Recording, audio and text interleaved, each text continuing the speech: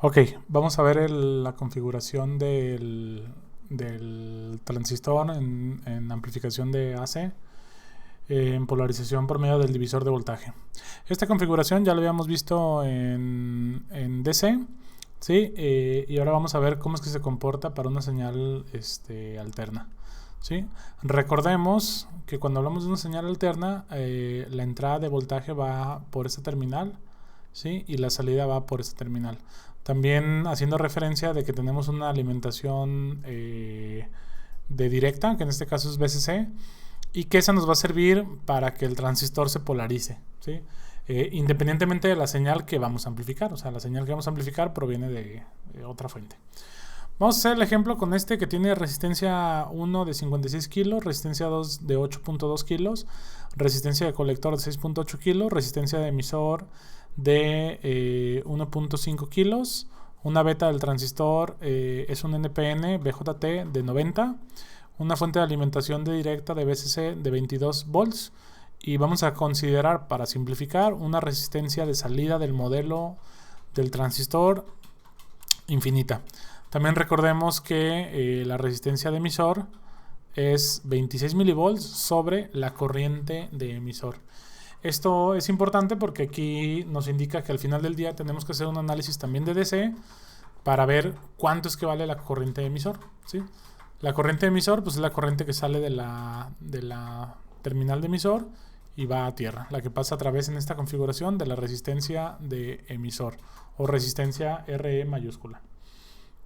Lo primero que voy a hacer va a ser la sustitución del modelo, ¿sí? Que lo voy a necesitar. Recordemos, en el video anterior se habló de la sustitución en una configuración más sencilla.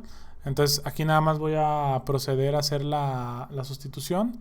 Vamos a tener la resistencia de entrada que corresponde a beta veces R minúscula E. Y la resistencia que corresponde a los componentes sería R1 y R2 a tierra. Esto porque recordemos que las fuentes de alimentación se van directamente a tierra, ¿ok? Entonces este sería R1, este sería R2 y este sería beta veces RE. Ojo, aquí el capacitor ya no se toma en cuenta porque los capacitores se van a corto. Este sería por lo tanto B de entrada. Luego tenemos la fuente de corriente dependiente que tiene un valor de beta veces IB, ¿ok? En dirección inversa, o sea, aquí va a ser como negativo. Y la salida, tenemos una RO que igual mencioné que va a ser infinita, la voy a poner nada más porque en algunos casos en donde si la quieren utilizar, pues la pueden considerar. Y tenemos a la salida RC y a RE, miren, RC y RE, aquí como quien dice, no se toma en cuenta porque al final del día este capacitor actúa como un tipo corto. Entonces, pues al final la corriente va a elegir irse por el camino de menor resistencia y pues siempre un corto va a ser una resistencia muchísimo menor que una resistencia física, por lo tanto no se va a contemplar. También recordemos que el transistor viene dado por la región que se está poniendo el recuadro en azul. Y aquí, bueno, retomando un poquito esto que les mencionaba del capacitor, ¿sí?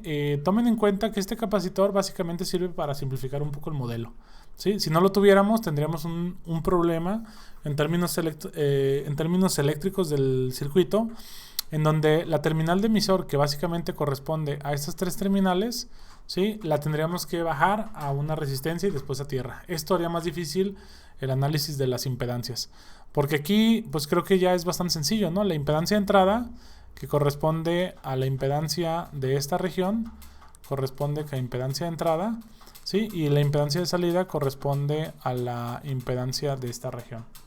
Entonces aquí ya podemos hacer nosotros el análisis y determinar de manera rápida, ¿sí? La configuración para las impedancias, ¿no? Aquí puedo escribir impedancia de entrada es igual a aquí, bueno, sería, lo voy a hacer así, miren, R1 paralelo con R2, ¿ok? Y voy a poner un paréntesis. El paralelo de estos dos va a estar en paralelo con beta veces RE, ¿ok? Luego, la impedancia de salida, pues solamente es el paralelo de RO con la resistencia de colector. ¿Ok? También recordemos aquí de manera así como rápida. Recordemos aquí, si la resistencia de salida es mucho más grande que la resistencia de colector, esto lo podemos simplificar. Aquí yo lo dije infinito, entonces sí es mucho más grande, pero a veces se estima como de 50 kilos. Si por ejemplo tu resistencia de colector es de centenas de ohms o de decenas, pues seguramente puedes aplicar la simplificación que es, esto se simplifica como RC. ¿Sí? El paralelo se simplifica como RC. Para la resistencia de entrada, aquí en esta configuración cambia un poco, o digamos que no podemos hacer una simplificación tan directa, porque si bien es cierto R1 y R2 pueden llegar a ser más grandes, por lo menos en este ejemplo que estoy dando, R2 no es tan grande, que es 8.2 kilos, pero si llegasen a ser, digamos, un orden de magnitud mayor, o sea 10:1, ya podríamos decir, ¿no? Entonces aquí se simplifica a beta veces RE. Y esto nos va a ayudar porque a la hora de hacer el cálculo final de la ganancia vamos a ver que podemos nosotros simplificar un poco la operación, ¿no? Ok, entonces para la ganancia de voltaje, ¿sí? Para la ganancia de voltaje vamos a tener que la ganancia de voltaje del sistema es igual a, en este caso sería voltaje de salida sobre voltaje de entrada, ¿cierto? Sin embargo, el voltaje de salida y el voltaje de entrada pues no lo tenemos. Entonces, no es que no lo tengamos, sino que lo tendríamos que determinar de manera indirecta, ¿no? Entonces, el voltaje de salida corresponde con menos la corriente de salida, que corresponde a esta región en el modelo del transistor, que si se fijan, pues en este caso es negativa, ¿no? Entonces le vamos a poner menos IO, ¿sí? Multiplicada por la impedancia de salida, que ya la calculamos, sobre, aquí sería la corriente de entrada, que aquí sí podríamos determinarla como positiva o en esta dirección, por impedancia de entrada, ¿ok? Sustituyendo esta corriente de salida, pues claramente es beta veces IB, ¿sí? Obviamente negativo. Y esta corriente de entrada, ¿sí? Claramente es IB. ¿Ok? Por lo tanto, aquí lo puedo sustituir como menos beta veces IB por impedancia de salida, que si queremos ya sustituir los valores, pues me queda RO paralelo con RC. ¿Ok? Y aquí me queda corriente de entrada, que sería IB, multiplicado por el paralelo de R1 con R2 en paralelo con beta veces RE, ¿ok? Entonces, y ya lo puedo resolver, ¿no? O sea, prácticamente aquí ya tengo todo lo necesario. Ahora, vamos a aprovechar y vamos a tratar de simplificarlo un poco. Entonces aquí, fíjense, rápidamente la corriente de base dividida entre sí misma, pues hace 1 y se elimina de esta expresión, ¿no? Luego, si utilizamos los valores aproximados, los voy a poner también con naranja, vamos a darnos cuenta que me queda menos beta, el aproximado de esta región de la impedancia, ¿ok? Ya lo había determinado que era RC, entonces solamente dejo RC y aquí divido entre pues el aproximado, ¿no? Que sería beta veces RE. En este caso ya no tenía la corriente, solamente tenía el valor de la resistencia o la impedancia.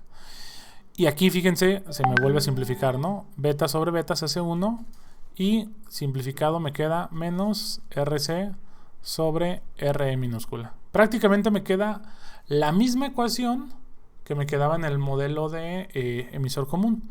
Entonces, ojo, si quieren la solución completa o real, pues hay que usar esta expresión, ¿ok? Estos tachones de color azul, pues eso sí aplíquenlos, porque eso sí no hay caso de sustituirlos en la ecuación, porque pues, automáticamente se hacen 1. Pero sí tienen que incluir todos los demás componentes de la ecuación. Si quieren la simplificada, lo pueden hacer a través de esta. Como un ejercicio interesante podría ser calcular el error, ¿sí? Calcular el error para la diferencia de la exacta con la la simplificada para este ejercicio, ¿ok?